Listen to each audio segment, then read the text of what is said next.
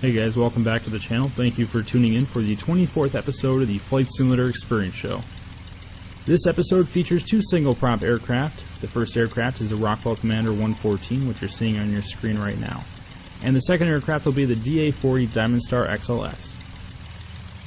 To begin this episode, let's take a look at the Commander 114 landing on the island of St. Barts. Many of you know St. Barts for its challenging approach, and this type of approach also demonstrates the landing capabilities of this aircraft. The Commander 114 provides the flight simulator pilot with good maneuverability throughout the approach, and the aircraft adequately responds to control inputs from the pilot.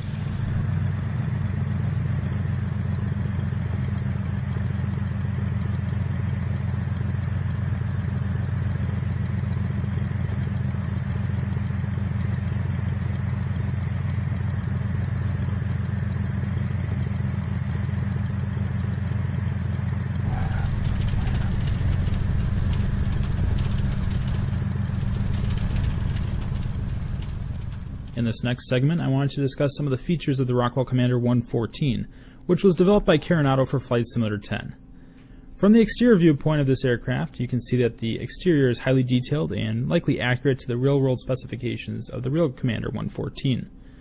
I also found that the engine sounds were believable and had a comparable quality to other Carenado add-on aircraft that I've reviewed in the past. Coming up in a moment, you'll see the Commander 114 depart from Anoka County Airport on runway 36. After departure, we'll take a look at a few other features of this aircraft.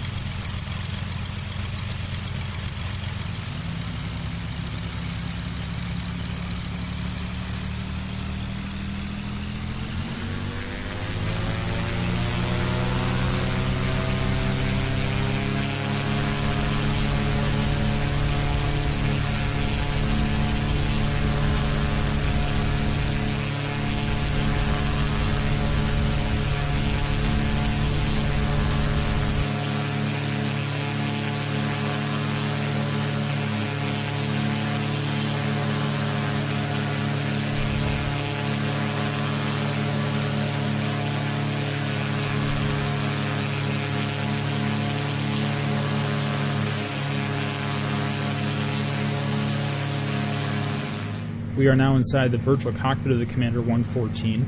As you can imagine, most gauges, panels, and switches are interactive, and the flight simulator pilot is able to utilize those controls throughout the flight. In terms of overall quality, this virtual cockpit meets the quality standards seen in other Carenado add-ons that I reviewed in the past.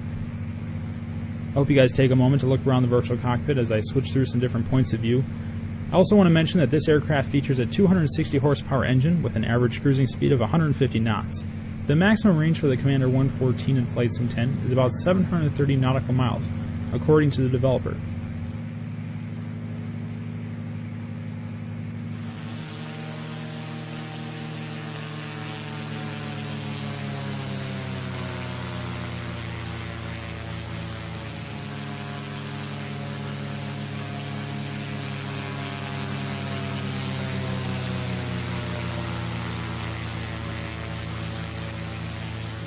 For the final segment of the Commander 114 review, the aircraft will join the approach to runway 34. Overall, this aircraft surpassed many of my expectations, and I think this is one of my favorite add-ons of this past year. I especially appreciated the maneuverability and speed of this aircraft, and overall this aircraft is definitely a lot of fun to fly in the simulator. If you want to learn more about the Commander 114, please check out the link in the description box.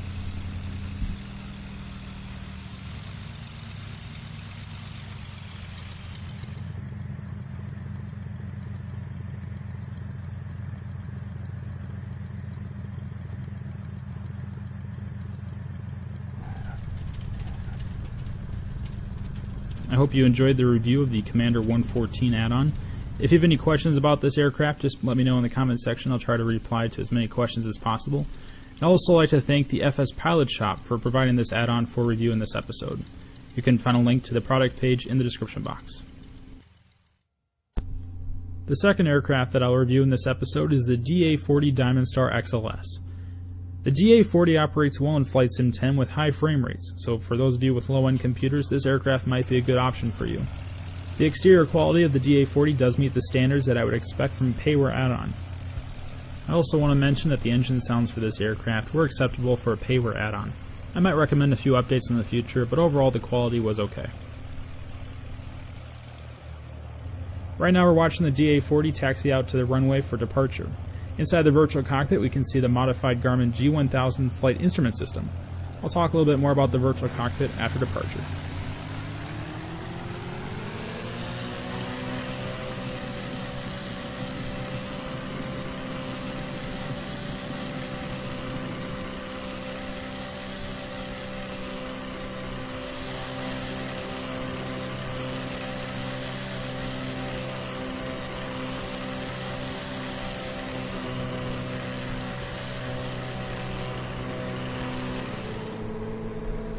From the virtual cockpit perspective of the DA-40, we can take a look around and see the modified G1000 instrument system, along with several standard gauges and switches.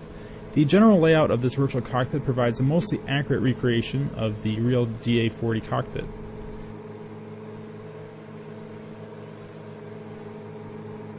Another small feature of the DA-40 virtual cockpit is that as you look outside of the virtual cockpit and at the environment around you, your view will not be obstructed by any types of support beams that are part of the fuselage. This is something I really like about this aircraft, and I think that the ability to look out and see the entire environment and not to have any obstructed views is really important for pilots who are just beginning to learn how to fly. Coming up in the final moments of this review, I'll land the aircraft on runway 17. If you want additional information about this aircraft, please visit the links in the description box.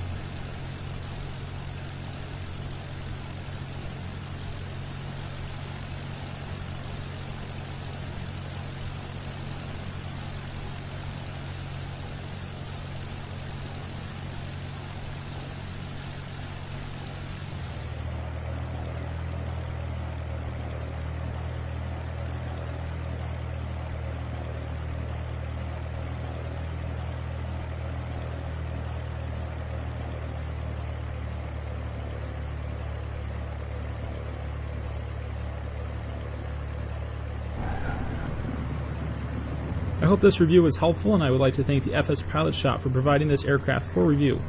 Again, if you want any additional details, please check out the links in the description box. For the final segment of this episode, I want to demonstrate a challenging weather scenario in which the Commander 114 will attempt to land in weather conditions that are similar to a winter blizzard. I think this type of scenario demonstrates the Commander 114's ability to land in pretty much any type of weather situation.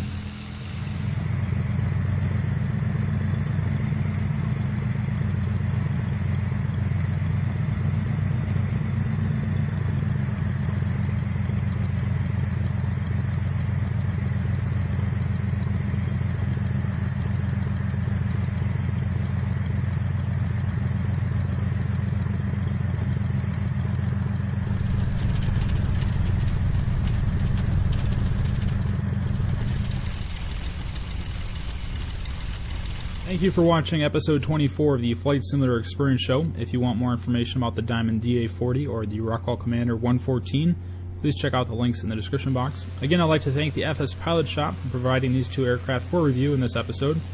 If you guys have any questions, please post those questions in the comment section below. Thanks again for watching, and I'll talk to you later.